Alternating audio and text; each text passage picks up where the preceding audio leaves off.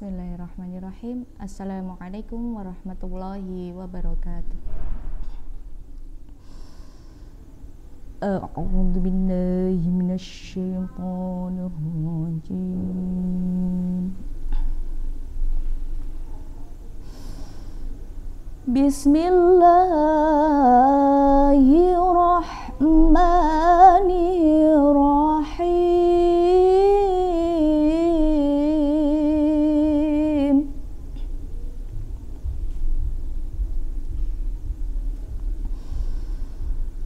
Qul ya qaumi i'malu ala makanatikum inni amil.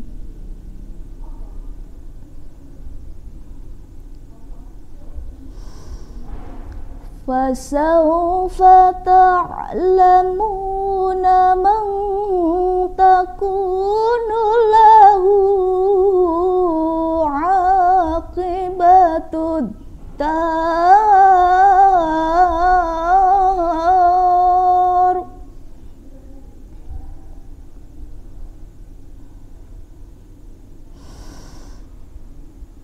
Innahu la yuflihudh dhalimun.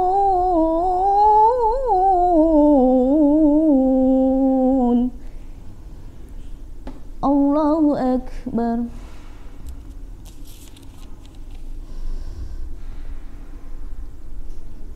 Bismillahirrahmanirrahim.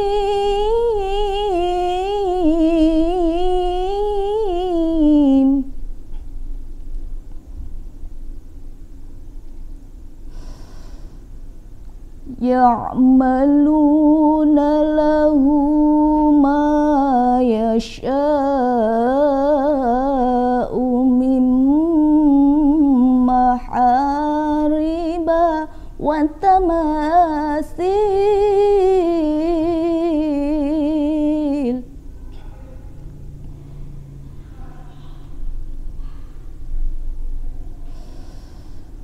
Wa tamathila wa jifanin kal jawabi wa quduri rasiyat.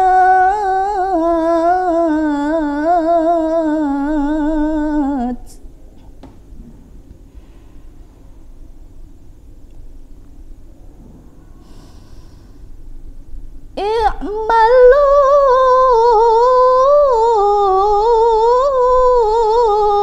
ala Dawuda syukra wa qalilum min ibadiyash syakur.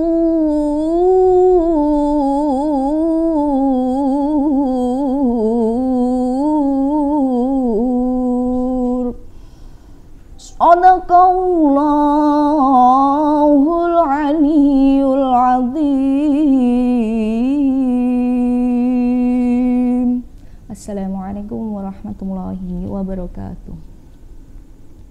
Assalamualaikum warahmatullahi wabarakatuh. Innal hamdalillah nahmaduhu wa nasta'inuhu wa nastaghfiruh wa na'udzu billahi min shururi anfusina wa min sayyiati a'malina. May yahdihillahu fala mudilla lahu wa may yudlil fala hadiyalah. Asyhadu an la ilaha illallah wahdahu la syarikalah wa asyhadu anna Muhammadan abduhu wa rasuluh. Allahumma shalli ala Muhammad wa ala ali Muhammad. Amma ba'd. Alhamdulillahirabbil alamin. Pada kesempatan yang mulia ini kita semua masih diberikan kesempatan oleh Allah Subhanahu wa taala untuk menjalankan ibadah puasa yang mungkin kurang lebih sekitar setengah perjalanan lagi kita akan menemui bulan Syawal, di mana bulan Syawal menandakan berakhirnya puasa kita. Kemudian sholawat beriring salam senantiasa kita sanjungkan kepada baginda Rasulullah Muhammad Sallallahu Alaihi Wasallam, suri tauladan sekaligus idola bagi kita semua, di mana ketika kita mengidolakan beliau, insya Allah tidak akan ada rasa kecewa pada diri kita. Berbeda ketika kita mengambil idola selain Rasulullah, maka kita akan banyak menemui kekurangan pada orang tersebut. Pemirsa Mu'ad TV yang dirahmati Allah, sebagai hamba Allah hidup di dunia ini, kita dituntut oleh Allah agar senantiasa berbuat baik kepada sesama kita sebagai seorang muslim. Dan kita juga sebaliknya dituntut oleh Allah agar menjauhi perkara-perkara yang dilarang olehnya, yang dilarang oleh Allah maupun Rasulnya. Ada 3 hal yang menyebabkan seseorang binasa. Rasulullah Shallallahu Alaihi Wasallam bersabda dalam hadis yang diriwayatkan oleh Ibnu Al-Mubarak, 3 hal yang membinasakan. Yang pertama yaitu sifat tamak dan kikir. Kemudian yang kedua adalah menuruti hawa nafsu. Dan yang ketiga yaitu sifat ujub atau merasa bangga diri. Sifat yang pertama yaitu sifat tamak. Kita tahu bahwa sifat tamak ini adalah sifat orang-orang yang mencintai dunia tetapi takut mati. Mereka senantiasa mengumpulkan harta, tetapi hartanya dipergunakan untuk dirinya sendiri. Bahkan sangat-sangat kikir untuk membagikan hartanya dengan orang lain. Dia ingin segala sesuatu yang ia miliki hanya dinikmati oleh dirinya sendiri. Tidak ingin membagi hartanya dengan orang-orang yang berada di sekitarnya, walaupun sebenarnya dia mampu untuk membagikan hartanya kepada orang-orang yang kurang mampu atau miskin. Di dalam Al-Quran, yaitu surat Al-Qalam ayat 17 sampai dengan 33, Allah menceritakan tentang orang yang tamak, di mana di situ ceritakan bahwa ada sekelompok keluarga yang memiliki kebun yang luas, di mana ketika hendak panen maka keluarga tersebut berencana akan berangkat pagi dan masih petang. Untuk apa? Untuk menghindari banyaknya orang yang ingin meminta hasil kebun tersebut.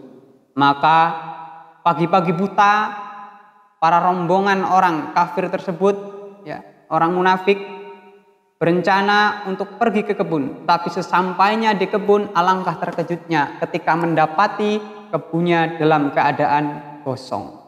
Tidak tersisa satupun buah ataupun hasil panen yang bisa dimakan.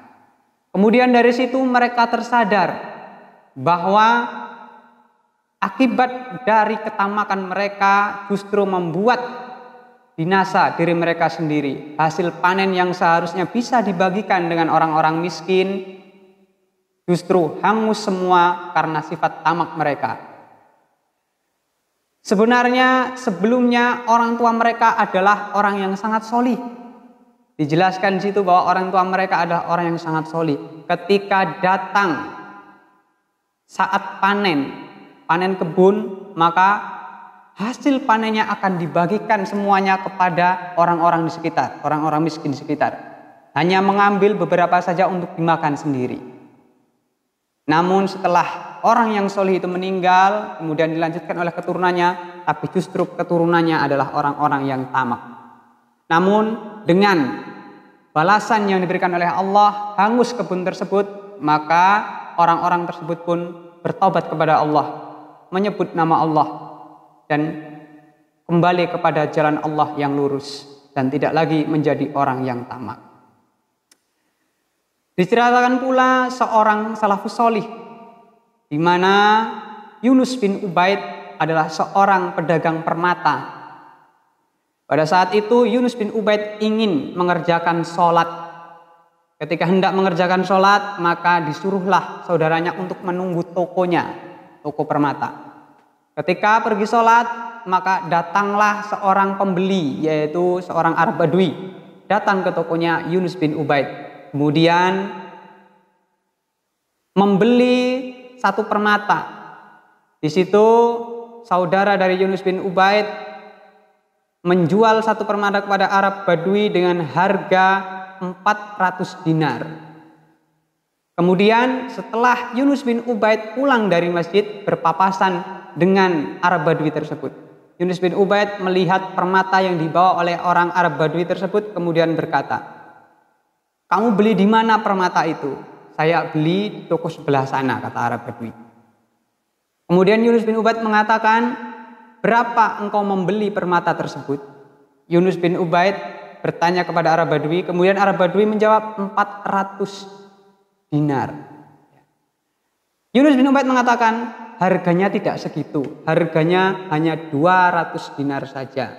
Mari ikut denganku, aku pemilik toko tersebut, nanti saya kembalikan yang 200 dinar.